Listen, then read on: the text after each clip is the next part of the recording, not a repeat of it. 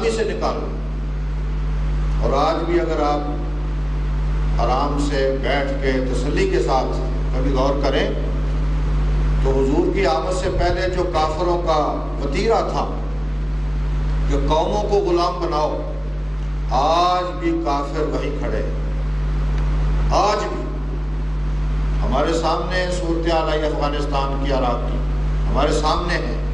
ہم بالکل صاف گواہی دیتے ہیں کہ ان لوگوں کا کوئی قصور نہیں، صرف ان کے ذہن میں یہ ہے کہ ہم پوری دنیا پہ قابض ہو جائیں، ہم سپر طاقت کے طور پر ہمارے سامنے کو اونچا سر کر کے نہ چلے، سب ہمیں مانے۔ اور وہ ذہنیت کافر کی، اور اسلام کی ذہنیت کیا، سن لیجئے، اسلام کی ذہنیت یہ ہے کہ تمام مخلوق خالق کے سامنے جھکے۔ یعنی حضور علیہ السلام نے بھی، آپ نے دیکھا ہوگا کہ ہم الفاظ بول دیتے ہیں کہ حضور علیہ السلام کے غلام، خادم، کوئی حرج نہیں ان میں بولنے میں بھی، لیکن آپ کو یاد رہنا چاہیے کہ سرور عالم نے اپنے غلاموں کے لیے بھی صحابی کا لفظ، آپ حیران ہوں گے کہ آپ نے کبھی ان کو اپنا شاگرد نہیں کہا، کبھی بھی ان کو اپنا خادم کا لفظ نہیں بولا، کبھی بھی آپ نے ان کے لیے اپنے غلام کا لفظ نہیں بولا، بلکہ جب بھی کہا تو ان کو سنگی یا ساتھی کہا۔ یہ تعلیم ہے، یہ سبق ہے۔ اصل کائنات میں کوئی آدمی دکھاؤ کہ وہ اس درجے پر فائز ہو اور وہ اپنے غلاموں کو ساتھی کہتا ہو، یہ صرف سرور عالم کا امتیاز ہے۔ اور ان ساتھیوں میں آپ یہ نہیں کہہ سکتے کہ کوئی خاندانی سطح پر آپ کے کوئی برابر تھا، ہر کوئی ابو بکر صدیق نہیں ہے، ان میں سیدنا بلال بھی ہیں رضی اللہ عنہ، ان میں صہیب رومی بھی ہیں، ان میں سلمان فارسی بھی ہیں، جن کا وہاں کوئی خاندان نہیں، جن کی وہاں کوئی جائیداد نہیں، جن کا وہاں کوئی ایسا نہیں کو منصب کہ جس کی وجہ سے نبی کریم گھبراتے ہوں، نہیں، لیکن کوئی کہاں کا، کسی خاندان کا، کوئی کالا، کوئی گورا، جو بھی ہے، آپ نے انسانیت کے ناطے ان کا احترام کیا۔ یعنی یہ ہے وہ فرق۔ اور اقبال نے بھی جو حضور کی سیرت کے پہلو بیان کیے ان میں سے بھی ہے، وہ کہتے ہیں کہ حضور کی تمنا آرزو یہ تھی کہ اس کائنات میں ایک انسان دوسرے کے انسان کا محتاج نہ رہے، اور اگر کوئی ذہنی طور پر محتاج ہو تو وہ صرف اللہ کا۔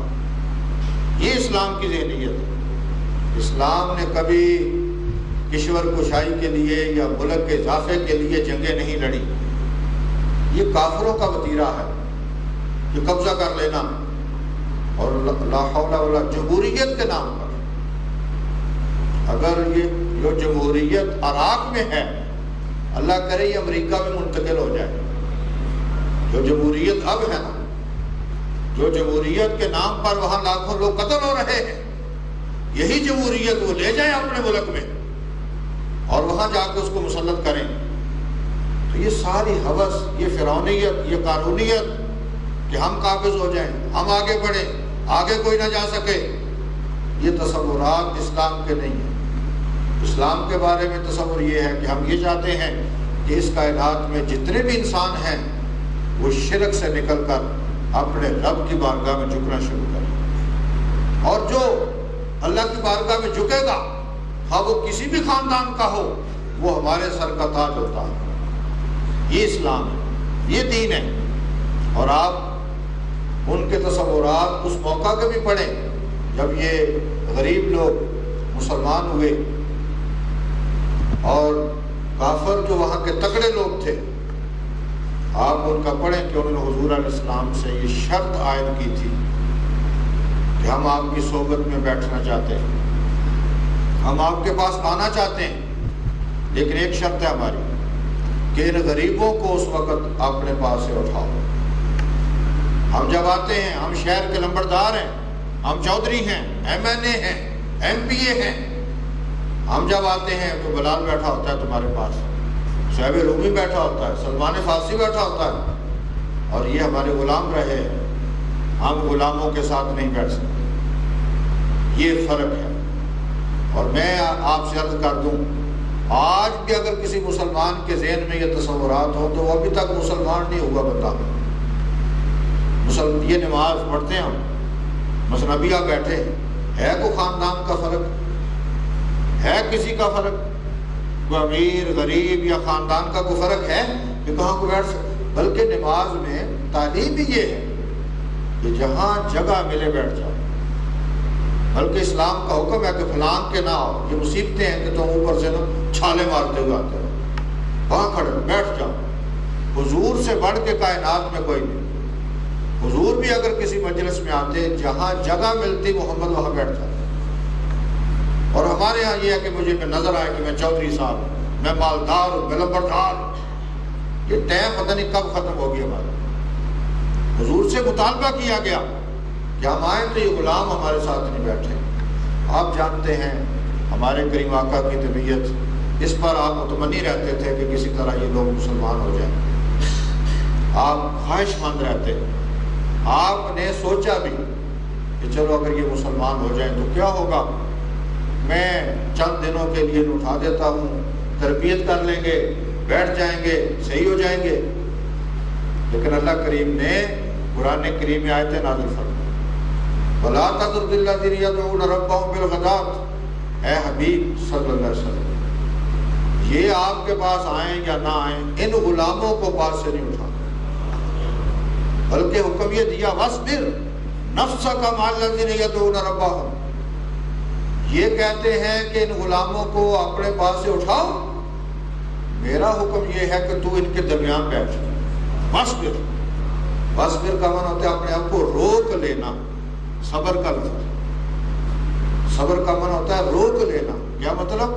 کہ شریعت کی حدود کے اندر اپنے آپ کو روک لینا. ہمارے ہاں صبر کا لفظ صرف وہ جب آتا ہے وہ مرنا، اس وقت لفظ بولتے ہیں صبر کرو صبر کرو صبر کرو. حالانکہ غزالی لکھتے ہیں کہ خوشی میں صبر کرنا مشکل ہے. وہ کہتے ہیں کہ غمی میں صبر کرنا آسان ہے، خوشی میں صبر کرنا مشکل ہے. صبر کہتے ہیں اپنے آپ کو شریعت کی حدود کے اندر رکھنا. اور ہم نے صرف صبر کا معنی سمجھا ہے بس وہ اس وقت رونا شونا نہیں ہے. حالانکہ رونا سنت ہے، میلہ کرنا مشکل جو ہے وہ صبر کے خلاف ہے. آنسو بہانا، رونا، یہ تو سنت محمدی ہے صلی اللہ علیہ وسلم. آپ سب سے بڑے صابر انسان ہیں، لیکن اس کے باوجود جدائی پر آپ کا کوئی عزیز فوت ہوگا، آپ کا کوئی بیٹا فوت ہوگا تو آپ کی مقدس آنکھوں سے آنسو روا ہوگا. تو صبر کا معنی روک لینا. اے حبیب وَاصْبِرْ نَفْسَكَ، اپنے آپ کو روک لیجئے ان غلاموں کے درمیان. بلکہ ایک اور شفقت آپ کی تعلیم نے فرمایا، اللہ اکبر، فرمایا جب ان میں سے کوئی تیرے پاس آئے، جب ان میں سے کوئی اہل ایمان میں سے غریبوں میں سے کوئی پاس آئے، فَقُلْ سَلَامٌ عَلَيْكُمْ كَتَبَ رَبُّكُمْ عَلَىٰ نَفْسِهِ الرَّحْمَةَ. ان کو سلام کہو اور ساتھ یہ اطلاع دو کہ اللہ کریم نے خصوصی رحمتیں تمہارے لیے لکھ کر رکھی. یہ انسانیت کے احترام کی جنگ قرآن نے لڑی ہے، یہ اسلام نے لڑی ہے جنگ. ہمیں غفلت ہو گئی. آج کا طبقہ جن کی نگاہ صرف غیر مسلموں کے تک جاتی ہے، وہ کہتے ہیں جی انسانیت کی جنگ لڑنے والے یہ انسانیت کی جنگ لڑنے والے ہیں جو آج بھی کالے گورے کا فرق کرتے ہیں، آج بھی جناب چمڑی کا فرق کرتے ہیں، خاندانی فرق کرتے ہیں، تعصبات لیے پھرتے ہیں. آج بھی یہی کافروں کا وتیرہ، اور آج بھی اسی وتیرے پر کافر ہیں.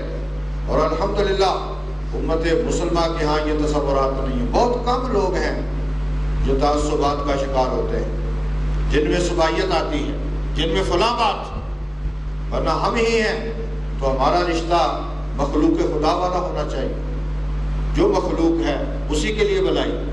ایک امتی کا رشتہ، یہ رشتے ہیں ہمارے کہ جس کی بنیاد پر امت مسلمہ چل رہی ہے. ورنہ آج تمام کافر آپ پڑھیں، ابھی تو میڈیا ان کے پاس ہے، جب یہ تاریخ سامنے آئے گی تو میرے نزدیک تو لاکھوں انسان انہوں نے شہید کیے ہیں، لاکھوں لوگ. اور روزانہ جناب بمبارمنٹ کر رہے ہیں، ظلم کائنات میں.